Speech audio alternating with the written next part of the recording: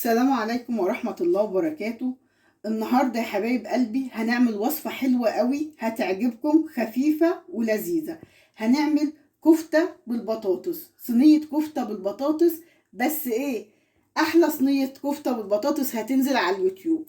معانا المقادير: بطاطس، لحمة مفرومة، بصل، صلصة، طماطم، فلفل الوان، بصل، ده بصل مفروم وده بصل متقطع شرايح، فلفل اسود، بقسماط، توم باودر، بصل باودر، بيكنج باودر، بهارات لحمه وملح. وهنشوف دلوقتي بقى المقادير دي هنوظفها ازاي في الاكله بتاعتنا الحلوه النهارده. يلا بينا نبدا الوصفه.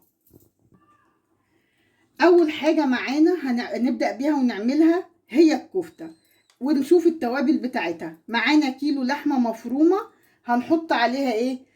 يعني 4 حبايات بصل، يعني صغيرين كده، 4 حبايات بصل او 3 حبايات كبار.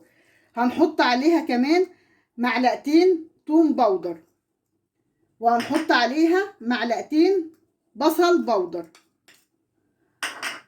ومعلقه كبيره فلفل اسود، ومعلقه كبيره بهارات لحمه، ومعلقه كبيره بيكنج باودر، ويعني تقريبا كده نقول 5 معالق بقسماط ناعم. ونحط الملح على حسب ما بنظبطه زي ما احنا متعودين. ونبدأ نقلب كل الحاجات دي مع بعضيها، والتوابل مع اللحمة، ونقلبها كويس قوي.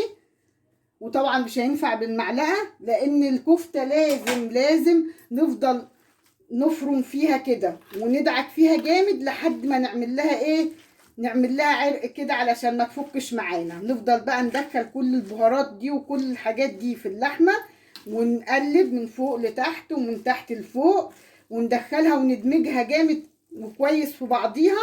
وبعد كده نرجع لكم تاني. ودلوقتي بعد ما دخلنا المقادير كلها في بعضيها والتوابل في اللحمة كويس قوي، واديناها بقى دعكة جامدة علشان الكفتة لازم ندعكها كويس، وبقى شكلها بالشكل ده. هنبدأ نشوف هنعمل فيها ايه. هنبدأ نحط بقى ايه؟ فلفل الوان، وطماطم، وبصل. يبقى احنا دلوقتي حطينا فلفل الوان وطماطم وبصل، وهنحط لهم ملح، نملحها، ونحط فلفل اسود، مش اكتر من كده، وهندعكهم في بعض كده. وتبقى دي هتبقى ارضيه للكفته بتاعتنا. دعكناهم في بعض بالطريقه دي وشكلهم بقى كده. هنبدا بقى نعمل الكفته معانا. هنبدا نصبعها كده اهو، هندورها كده ونبدا نصبعها عادي، تصبيعه العاديه زي ما انت عايزه بقى، كبيره صغيره دي حريه برضو. هنبدا نحط صباع كفته كده. الاول هنحط صباع بطاطس.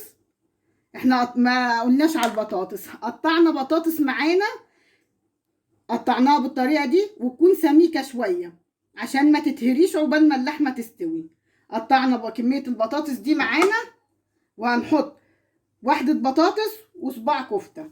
برضو هنعمل واحده تانية اهي. حط صباع كفته اهو، واحده بطاطس، وجنبيه صباع كفته.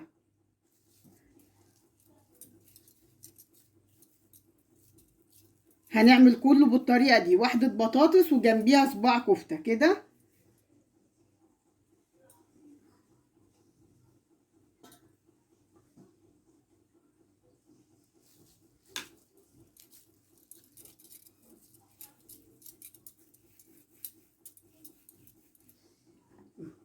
بطاطس وراها واحدة كفتة، وهنصبع كل الصينية بالطريقة دي، بطاطس وكفتة بطاطس وكفتة، وهنخلص كل الكمية ونرجع لكم تاني.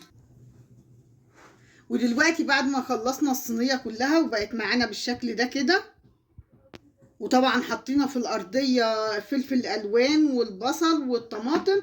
هنبدا نعمل لها بقى طماطم. نجيب صلصه، معلقتين صلصه كبار، ونحط لهم كوبايه ميه،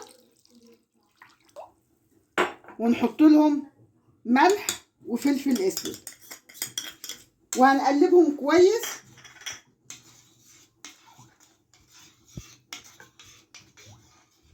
ونحطهم على وش البطاطس والكفته عشان يبقى ليها صوص حلو كده اما تستوي. وندخلها الفرن. الاول بنغطيها بورق فويل، وهندخلها الفرن على درجة حرارة 180 لمدة ساعة تقريبا. هنغطيها بقى دلوقتي، معانا شكلها يبقى كده. هنغطيها دلوقتي بورق فويل وهندخلها الفرن على درجة حرارة 180 لمدة ساعة، وبعدين نشوفها لما تطلع شكلها يبقى عامل ازاي.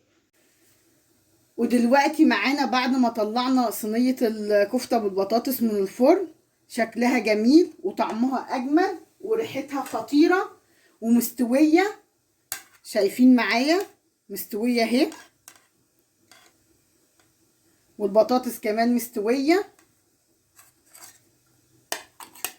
هي وصفة سهلة وبسيطة ولذيذة وخفيفة كمان على المعدة، مش بتتعب طبعا لأن ما فيهاش أي دهون أو أي زيت أو أي سمنة. جربوها هتعجبكم وطعمها هيعجبكم. وما تنسونيش بقى بالاشتراك في القناة وتفعيل زر الجرس عشان يوصلكم كل جديد. وشكرا لحسن استماعكم، والسلام عليكم ورحمة الله وبركاته.